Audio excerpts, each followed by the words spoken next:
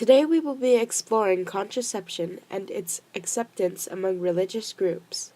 Since religion is one of the most controversial topics throughout history, it affects a lot of the population and causes people to question whether or not medical breakthroughs should be used in everyday life, including in the usage of contraceptive methods.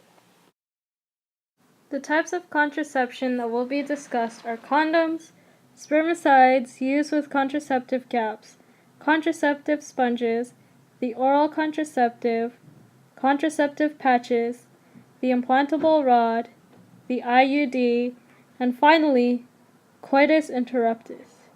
The most commonly used contraceptives are condoms, oral pills, contraceptive patches, and contraceptive sponges. How do they work? To start off, let's begin with condoms.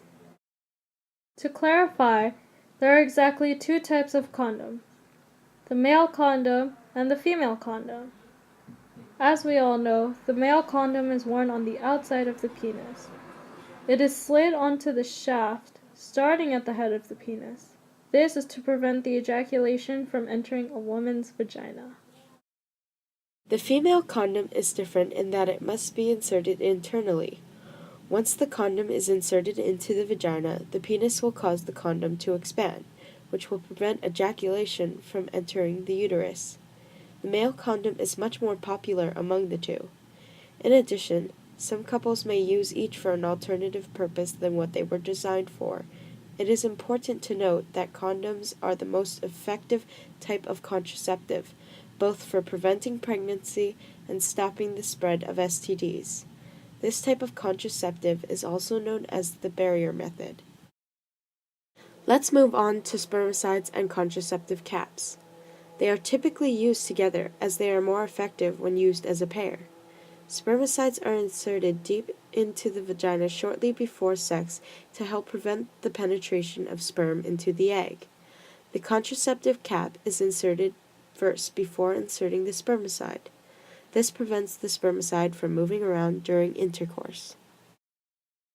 A similar method, known as the contraceptive sponge, is inserted into the vagina the same way spermicides and contraceptive caps are. It basically has the same purpose, which is to block any sperm from passing through the cervix and connecting with the egg. The contraceptive oral, or the pill, is another one of the most common methods of birth control. They must be taken starting on the first day of the menstrual cycle and every day following that. It works by trying to prevent the ovaries from releasing an egg each month. Some people, however, do not like to take a pill every single day. This takes us to the contraceptive patch. It can be worn in 4 different ways as shown in the picture. There's the abdomen, upper outer arm, upper torso, and the buttocks. By wearing this, the patch, estrogen, and progestin are released, which will prevent the pregnancy from occurring. Another method of contraception is the implantable contraceptive. It is a thin plastic rod or implant that is placed under the skin of the upper arm, similar to where the patch is worn. The rod releases the same hormones found in birth control pills. The difference is that the rod can be inserted and left there for years before being needed to be replaced. If the user decides that they want to have children before the device stops working, they can have it removed. The next topic, the IUD, or intrauterine device, is a T-shaped device that is wrapped in copper and contains hormones. It must be inserted by the doctor. Once inserted, it will release the hormones. The IUD also prevents fertilized eggs from docking to the blood-rich walls of the uterus. The problem associated with this method is that the device can migrate and has the potential to damage the walls of the uterus. The final method of contraception that will be discussed is coitus interruptus. More commonly, this is known as pulling out. It refers to the method of withdrawing the penis before ejaculation occurs. Even though it is easy and convenient, this method is highly inefficient as some sperm can be ejaculated through pre-cum as intercourse is in session. This method does not prevent the spread of STDs. Moving on to how religion affects the usage of such methods. In the Islamic belief, coitus interruptus is encouraged. They endorse the idea, partly to keep the health of women safe. The idea of family planning has also been accepted in modern-day Islamic belief. Many instances within the Islamic practice demonstrates the ties where their religion is involved. The men must consent to having sex. They also believe that since Allah is the creator of life, they must accept the gift of a child being born. A saying that is unique to their religion is, "Mothers shall give suck to their offspring for 2 whole years if they desire to complete their term." Stated directly in the Quran, it means that women should wait at least 2 years after their child is born before getting pregnant with another one. In all, Muslims take advantage of contraceptives and use family planning. Now, onto Buddhism and Hinduism. They both have similar standing points when it comes to the idea of contraception and are related in ways, mostly because the Buddha was once a Hindu. Within both Hinduism and Buddhism lies the belief in the idea of reincarnation. They also believe that once their loved ones have passed on, a part of them stays behind in the newborn baby. However, this does not mean that they choose to have as many babies as they want. The Buddhist scripture reminds us to keep in mind that we must be able to support all of the children that we have. Additionally, both religious groups are told to keep away from any form of stopping or killing life. Some of the more rigid believers interpret this as banning the use of contraceptives. However, this belief does not extend to the religion as a whole. The choice is left up to the follower. The right is not given to members of Catholicism. The original belief was that the ceremonial marriage between 2 people was to have children, not because they loved each other. The father was the head of the family. Divorce was banned by Jesus, so whether the marriage worked out or not, they still had to stay together. Now, however, both the men and women are equal.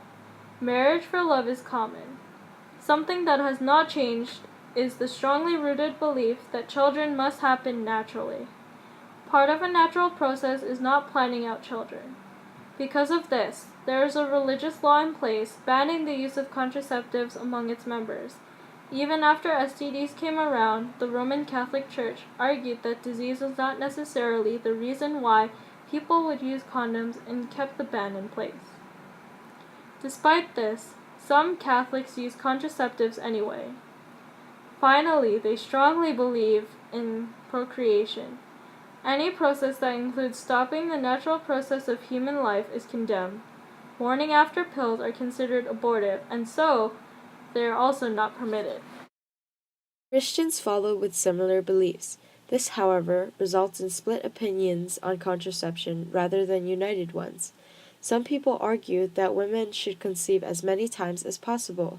Others argue that having so many kids is completely irrational.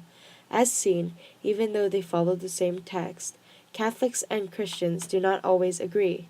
Any ideas of abortion are completely out of the question, and procreation is the leading idea.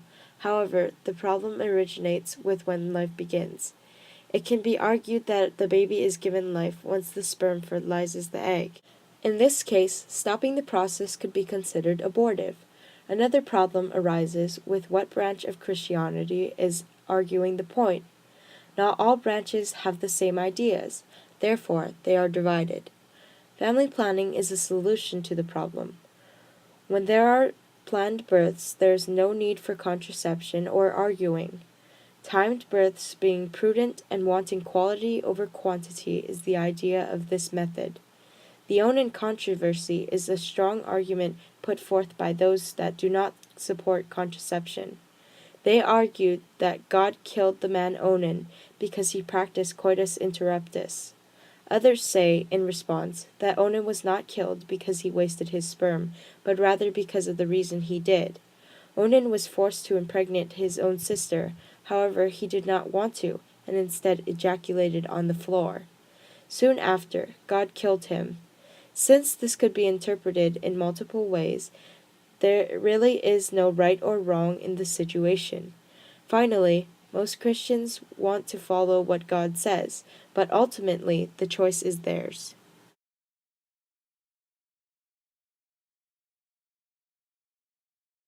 So what's the controversy? There's a 2-to-1 ratio between those that are for contraception and those that are against. Here are the reasons why. Some say that abstinence is still an option. Others argue that contraception is tantamount to abortion.